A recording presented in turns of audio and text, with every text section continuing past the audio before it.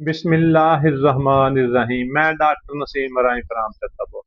अच्छा दोस्तों, एक गर्मी का मौसम, एक अंबा का मौसम।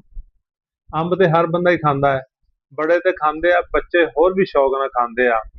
ते अक्सर लोगों ਨੂੰ ਕੀ ਹੁੰਦਾ ਹੈ, ਅੰਬ ਖਾਣ ਦੇ ਨਾਲ ਐਲਰਜੀ ਹੋ ਜਾਂਦੀ ਆ, ਸਕਿਨ ਐਲਰਜੀ ਹੋ ਜਾਂਦੀ ਆ, ਜਿਹਦੇ ਤੇ ਦਾਣੇ ਨਿਕਲਣ ਲੱਗ ਪੈਂਦੇ ਆ। ਗਰਮ ਚੀਜ਼ ਜਾਨੀ ਕਿ ਅੰਬ ਖਾਣ ਨਾਲ ਮਿਹਦਾ ਖਰਾਬ ਹੋਣਾ ਸ਼ੁਰੂ ਹੋ ਜਾਂਦਾ ਹੈ। ਫਿਰ ਬੰਦਾ ਸੋਚਦਾ ਵੀ ਹੁਣ ਕੀ ਕਰਾਂ, ਅੰਬ ਵੀ ਲਾਜ਼ਮੀ ਖਾਣੇ ਆ, ਦਿਲ ਦੀ ਬਿਮਾਰੀਆਂ ਵੀ ਹੋ ਗਈਆਂ, ਖਾਰਿਸ਼ ਵੀ ਹੋਣ ਲੱਗ ਪਈ ਆ। ਉਹ ਕਿਸੇ ਡਾਕਟਰ ਕੋਲ ਜਾਂਦਾ, ਡਾਕਟਰ ਉਹਨੂੰ ਟੈਬਲੇਟ ਲਿਖ ਦਿੰਦਾ, ਸਿਟਰਾਜ਼ੀਨ, ਐਂਟੀਆਲ, ਨਿਊ ਐਂਟੀਆਲ, ਇਹ ਜੀ ਖਾਇਆ ਕਰੋ। ਮਰੀਜ਼ ਫਿਰ ਰੋਜ਼ ਹੀ ਖਾਣਾ ਸ਼ੁਰੂ ਕਰ ਦਿੰਦਾ ਹੈ। ਅੰਬ ਖਾਵੇ ਨਾ ਖਾਵੇ, ਐਲਰਜੀ ਹੋ ਰਹੀ ਹੁੰਦੀ ਆ, ਗੋਲੀ ਰੋਜ਼ ਖਾਣੀ ਪੈਂਦੀ ਆ, ਜਾਂ ਫਿਰ ਜਦੋਂ ਅੰਬ ਖਾਂਦਾ ਹੈ ਉਦੋਂ ਹੀ ਗੋਲੀ ਖਾਂਦਾ ਹੈ। ਤੇ ਇਹ ਸਿਲਸਿਲਾ ਜਾਰੀ ਰਹਿੰਦਾ ਹੈ। ਹੁੰਦਾ ਕੀ ਆ, ਅੰਬਾਂ ਦਾ ਮੌਸਮ ਮੁੱਕ ਜਾਂਦਾ ਹੈ ਤੇ ਗੋਲੀ ਲੱਗ ਜਾਂਦੀ ਆ। ਗੋਲੀ ਫਿਰ ਉਹਨੂੰ ਮੁਸਲਸਲ ਖਾਣੀ ਪੈਂਦੀ ਆ, ਕਿਉਂਕਿ ਉਹਨੂੰ ਖਾਰਿਸ਼ ਜਿਹੜੀ ਆ ਉਹ ਮੁਸ਼ਕਲ ਹੋ ਜਾਂਦੀ ਆ। ਫਿਰ ਬੰਦਾ ਸੋਚਦਾ ਯਾਰ ਹੁਣ ਕੀ ਕਰਾਂ, ਮੈਂ ਹੁਣ ਰੋਜ਼ ਗੋਲੀ ਖਾਣਾ ਹੈ। ਸਿਟਰਾਜ਼ੀਨ ਵਗੈਰਾ ਖਾਂਦੇ ਆ ਲੋਕ, ਕੰਮ ਨਹੀਂ ਕਰ ਸਕਦੇ, ਨੀਂਦ ਜ਼ਿਆਦਾ ਆਉਂਦੀ ਆ। ਐਂਟੀਆਲ, ਨਿਊ ਐਂਟੀਆਲ ਖਾਂਦੇ ਆ, ਥੋੜੀ ਬਹੁਤੀ ਗਨੂਦਗੀ ਤੇ ਉੱਚ ਵੀ ਹੁੰਦੀ ਆ। ਤੇ ਬੰਦਾ ਫਿਰ ਮਜ਼ੀਦ ਟੈਨਸ਼ਨ ਦਾ ਸ਼ਿਕਾਰ ਹੁੰਦਾ ਹੈ, ਮਜ਼ੀਦ ਪਰੇਸ਼ਾਨ ਹੁੰਦਾ ਹੈ। ਮਗਰ ਅਸੀਂ ਅੱਜ ਐਸੀ ਰੈਮਡੀ ਦੱਸਣੀ ਆ ਜਿਹਦੀਆਂ ਚੰਦ ਖੁਰਾਕਾਂ ਤੁਹਾਡੀ ਇਸ ਅਲਾਮਤ ਨੂੰ ਠੀਕ ਕਰ ਸਕਦੀਆਂ।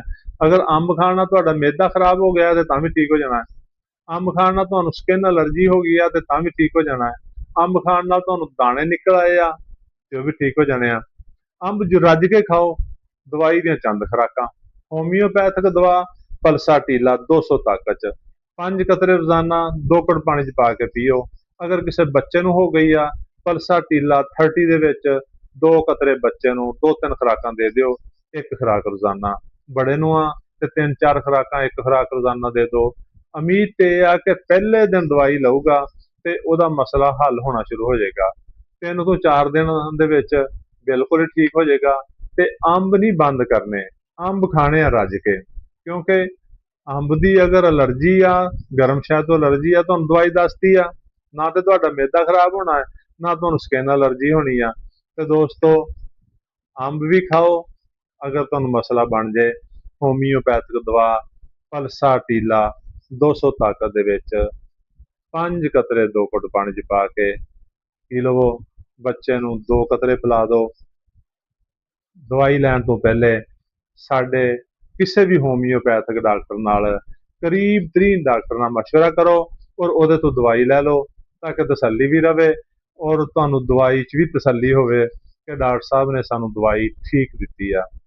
ਸਾਡੀ ਵੀਡੀਓ ਨੂੰ ਲਾਈਕ ਤੇ ਸ਼ੇਅਰ ਕਰੋ ਤਾਂ ਕਿ ਵੀਡੀਓ ਹੋਰ ਲੋਕਾਂ ਤੱਕ ਪਹੁੰਚੇ ਔਰ ਉਹਨਾਂ ਦਾ ਫਾਇਦਾ ਹੋਵੇ। ਤੇ ਦੋਸਤੋ, ਉਹਨੇ ਲੋਕਾਂ ਨੇ ਮੈਨੂੰ ਮੈਸੇਜ ਕਰਨਾ ਕਿ ਡਾਕਟਰ ਸਾਹਿਬ ਦਵਾਈ ਦਾ ਨਾਂ ਲਿਖ ਦਿਓ, ਹਾਲਾਂਕਿ ਦਵਾਈ ਦਾ ਨਾਂ ਸਕਰੀਨ ਤੇ ਮੈਂਸ਼ਨ ਕੀਤਾ ਆ ਰਿਹਾ, ਵੀਡੀਓ ਨਹੀਂ ਦੇਖਦੇ ਪੂਰੀ, ਮੈਸੇਜ ਕਰ ਦਿੰਦੇ ਆ।